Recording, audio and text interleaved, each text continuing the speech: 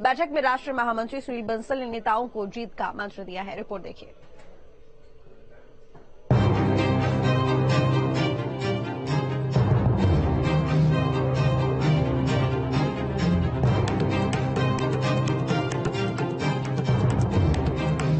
देश में अगले साल यानी 2024 में लोकसभा चुनाव होने हैं। 2024 के चुनावों को लेकर विपक्षी दल तैयार हो चुके हैं। विपक्ष के एक होने से 2024 में बीजेपी की राह मुश्किल हो सकती है। हालांकि इन चुनावों को लेकर बीजेपी ने अपनी रणनीति पर काम करना शुरू कर दिया है। एक कहावत काफी प्रचलित है कि दिल्ली का रास्ता यूपी से होकर गुजरता है। इसका सीधा साफ मतलब ये है कि यूपी में लोकसभा की 80 सीटें हैं और यहाँ की ज्यादा से ज्यादा सीटों पर जिस पार्टी का कब्जा होगा, सरकार बनाने में उसकी राह आसान हो जाएगी। बीते 2 लोकसभा चुनाव में यूपी में बीजेपी का प्रदर्शन शानदार रहा है, लेकिन 2019 में लोकसभा चुनाव में बीजेपी यहां 2014 के मुकाबले ज्यादा सीटें हारी थी। 2024 के चुनावों में इन्हीं हारी हुई सीटों पर कब्जा करने के लिए बीजेपी ने कमर कस ली है। इसको लेकर बीजेपी के राष्ट्रीय महामंत्री सुनील बंसल हारी हुई सीटों को जीतने के लिए लखनऊ में मंथन किया। बैठक में बीजेपी प्रदेश अध्यक्ष भूपेंद्र सिंह चौधरी, प्रदेश महामंत्री संगठन धर्मपाल सिंह समेत पदाधिकारी मौजूद रहे। बैठक के बाद प्रदेश अध्यक्ष भूपेंद्र चौधरी ने 2024 के चुनावों में सारी सीटें जीतने का दावा किया। केंद्रीय पार्टी ने पूरे देश भर में 161 लोकसभा चिन्हित की है, जो पिछली बार नहीं जीत पाए। उसमें 14 लोकसभा उत्तर प्रदेश की भी है, हम 64 जीते थे। बाद में 2 लोकसभा रामपुर और आजमगढ़ हम बाई इलेक्शन में जीत गए। तो 14 लोकसभा हम लोगों ने चिन्हित की है केंद्रीय लोकसभा प्रवास योजना के अंतर्गत, जो भाजपा पिछली बार नहीं जीत पाई थी। और हम लोग आगे जीतने के लक्ष्य के साथ हम उन लोकसभा पर संगठनात्मक काम, जो काम हमें करने हैं, उन कामों के विषय में आज चर्चा, जो लोकसभा प्रवास योजना का काम देख रहे हैं माननीय सुनील बंसल जी, हमारे राष्ट्रीय महामंत्री हैं, उन्होंने उस सारे विषयों की चर्चा आज बैठक के माध्यम से की है।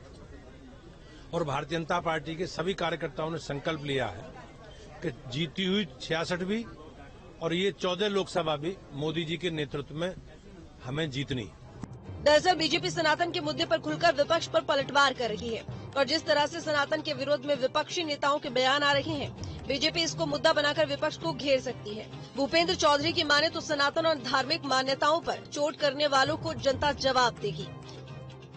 सनातन का अपमान करना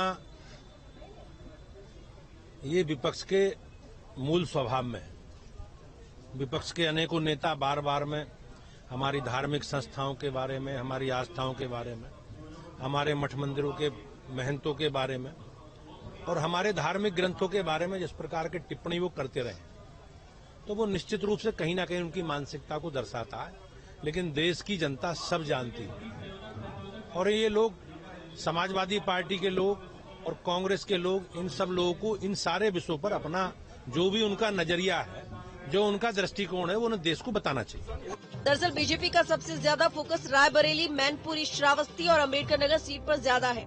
वहीं दूसरी तरफ आजमगढ़ और रामपुर की सीट उपचुनाव में जीतने के बावजूद फिलहाल वहां पर बीजेपी के लिए खतरा है। मैनपुरी लोकसभा, घोसी और खतौली विधानसभा उपचुनाव की हार भी संगठन के लिए चिंता का विषय है। इन हारी हुई सीटों के लिए लोकसभा प्रवास की योजना पहले से ही चलाई जा रही है, जिसमें और धार देते हुए बैठक में अहम फैसले लिए गए हैं।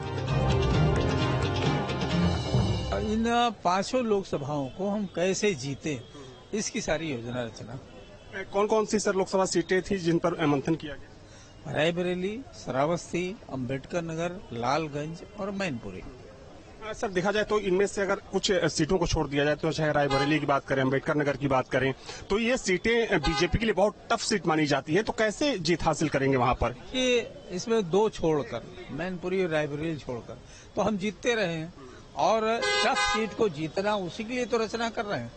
निश्चित रूप से हम लोग मानते हैं कि बूथ हमारे जब मजबूत हो जाएंगे, बूथों पर काम होगा, बूथ पर कार्यकर्ता खड़ा हो जाएगा और मन से लग जाएगा, तो हम जीतेंगे। बीजेपी भले ही हारी हुई सीटों पर जीत का दावा करे, लेकिन विपक्षी एकता बीजेपी के दावों का दम निकाल रही है। कि समाजवादी पार्टी ने भारतीय जनता पार्टी के उत्तर प्रदेश के सांसदों का रिपोर्ट कार्ड बना लिया है, जो जल्दी ही जनता के सामने होगा। भारतीय जनता पार्टी वो चेहरे बदल के इस चुनाव को जीतना चाहती है। महंगाई, बेरोजगारी पे भारतीय जनता पार्टी फेल है। किसान मजदूर पर जवाब नहीं देना चाहती है। महिला सुरक्षा, उत्तर प्रदेश की कानून व्यवस्था पे जवाब नहीं देना चाहती है। आज भारतीय जनता पार्टी के चाहे जितने भी मंत्री नेता वो डेरा डाल दे, आरएसएस के लोग डेरा डाल दे, लेकिन जनता वो परिवर्तन चाहती है। वो समाजवादी पार्टी की तरफ बहुत आस और उम्मीद के साथ देख रही है। अभी आपने देखा होगा कि जिस तरह से चुनाव हुआ, इंडिया अलायंस का प्रत्याशी जीता, तो मैं कह सकता हूं अब कहीं न कहीं देश और उत्तर प्रदेश परिवर्तन की राह पे आ चुका है। निश्चित तौर पे भारतीय जनता पार्टी को उत्तर प्रदेश व देश की जनता बदल के रहेगी। बीजेपी ने पिछले लोकसभा चुनाव में प्रदेश की 80 में से 62, जबकि उसके सहयोगी अपना दल एस ने 2 सीटें जीती थी। पिछले साल हुए उपचुनाव में बीजेपी ने आजमगढ़ और रामपुर की सीटें जीती थी। प्रदेश की 14 लोकसभा सीटें अभी बीजेपी के कब्जे से दूर हैं और इन्हीं सीटों को जीतने के लिए बीजेपी पूरा दम लगाए हुए है। Team news state.